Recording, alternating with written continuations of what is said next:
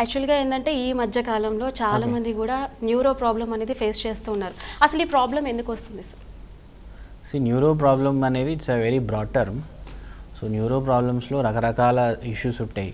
ఒకటి it can be stroke అంటే మనకి యూజువల్లీ ఏంటంటే పక్షవాతం లాగా ప్రజెంట్ అవ్వచ్చు. దానికన్నా ముందు ప్రోడ్రోమల్ సిమ్టమ్స్ ఉంటాయి. దాన్ని మనం TIA అంటాం, ట్రాన్సియంట్ ఇస్కెమిక్ అటాక్స్. యూజువల్గా హైపర్టెన్సివ్ పేషెంట్స్లో చూస్తాం. అదంటే ట్రాన్సియంట్ ఇస్కెమిక్ అటాక్ అంటే ఏంటిది? యూజువల్గా ఏమవుతుందంటే సడన్గా మూతి వంకర పోవడం, కాలు చేతిలో తిమ్మిరి రావడం, స్లైట్గా కాలు చేయి వీక్నెస్ అవ్వడం, ఇవేంటంటే ఇనీషియల్ ప్రోడ్రోమల్ సిమ్టమ్స్ అంటాం. సో వీటిని కానీ మనం గమనించి నెగ్లెక్ట్ చేయకుండా డాక్టర్కి చూపించుకున్నామంటే the outcome will be better. So first మన డాక్టర్ దగ్గరికి వెళ్ళంగానే దే విల్ ఎవాల్యుయేటివ్ ఎందుకు వచ్చింది, బీపీ పేషెంట్, తర్వాత కొలెస్ట్రాల్ ఉన్నదా చూస్తారు, షుగర్ లెవెల్స్ ఎస్టిమేట్ చేస్తారు, ఏజ్ ఎంత, so any previous history of stroke ఉందా, ఇవన్నీ ఎవాల్యుయేట్ చేసి they will formulate the treatment. యూజువల్గా ఏంటిదంటే TIA పేషెంట్స్కి మనం ఇనీషియల్గానే మనం అసెస్ చేస్తే వాళ్ళని ట్రీట్ చేసే పాసిబిలిటీ, మంచి అవుట్కమ్ ఇచ్చే పాసిబిలిటీ చాలా ఫేర్గా ఎక్కువ ఉంటుంది అట్లా అనమాట. సో చాలా అది ప్రోగ్రెస్ అయిపోయి నెగ్లెక్ట్ చేస్తే అది లైఫ్ రిస్క్ కూడా అయ్యే ఛాన్స్ ఉంటుంది. So that is the point. Okay sir. బేసిక్గా ఫిట్స్ వచ్చినప్పుడు చాలామంది భయపడుతూ ఉంటారు, దీనికి క్యూర్ ఉండదు, లేకపోతే ఇది కంటిన్యూస్గా లైఫ్ లాంగ్ వస్తుంది అని చెప్పేసి చాలామంది కూడా బాధపడుతూ ఉంటారు, టెన్షన్ పడుతూ ఉంటారు. అసలు నిజంగా ఫిట్స్కి ట్రీట్మెంట్ ఉందంటారా? సర్జరీ అలాంటివి ఉందంటారా? ఫిట్స్కి యూజువల్గా మెడికల్ ట్రీట్మెంట్ ఫస్ట్ ట్రై చేస్తామండి. ఇనీషియల్గా 1 డ్రగ్ పెడతాము, అది మోనోథెరపీ అంటాం. అది కూడా ఫస్ట్ ఫిట్స్ అనేది మనం ప్రాపర్ ఎవాల్యుయేట్ చేయాలి. EEG చేయడము, MRI స్కాన్ చేసి ఏమన్నా లీజన్, ఏమన్నా స్ట్రక్చరల్ ఇష్యూ ఉందా అని తెలుసుకోవడము, ఇవి చేసినాక స్ట్రక్చరల్ ఇష్యూ లేదు, EEGలో క్లియర్ కట్గా సీజర్ స్పైక్స్ ఉన్నాయి అని తెలిస్తే మనము ఇనీషియల్గా 1 డ్రగ్ మీద స్టార్ట్ చేస్తాం. అది మోనోథెరపీ. దానికి రిలీఫ్ లేదనుకోండి, కొన్ని డేస్ తర్వాతనే అది రిపీటెడ్గా వస్తుంది అనుకోండి మెడిసిన్ వాడినా కూడా, then we can use 1 more drug.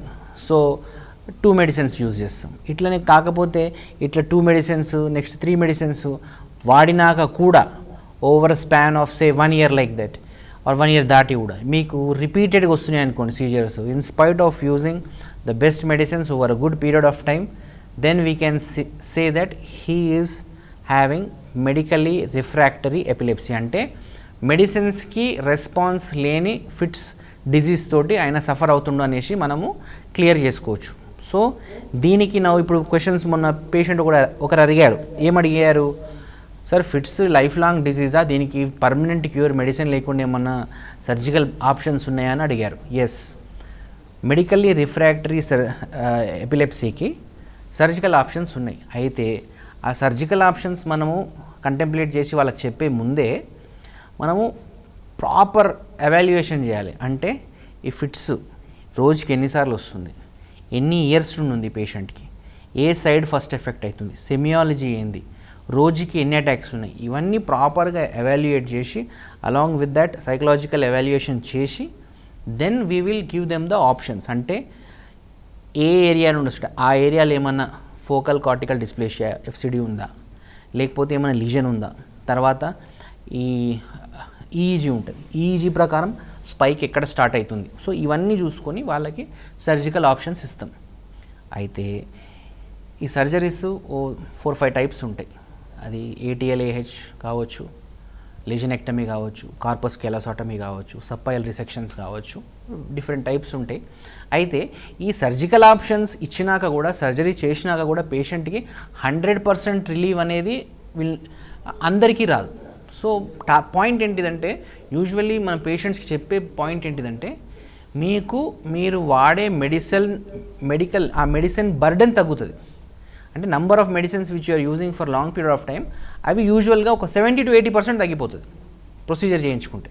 And luckily some people post surgery can be completely seizure free also. అంటే కొంతమంది సమ్ ఆఫ్ దెమ్ సర్జరీ చేయించుకున్నాక కంప్లీట్ ఫ్రీడమ్ ఫ్రమ్ ఫిట్స్ కూడా వచ్చే ఛాన్స్ ఉంటుంది. Okay sir. అంటే ఇప్పుడు సర్జరీ అన్నారు కాబట్టి చిన్నపిల్లలకి కూడా చేస్తారా, అంటే పెద్దవాళ్ళకే, అంటే ఏజ్ లిమిట్ ఉంటుందా దీనికి? లేదు, there is no age limit. We can do for anybody. చిల్డ్రన్కి చేయొచ్చు, అడల్ట్స్కి చేయొచ్చు.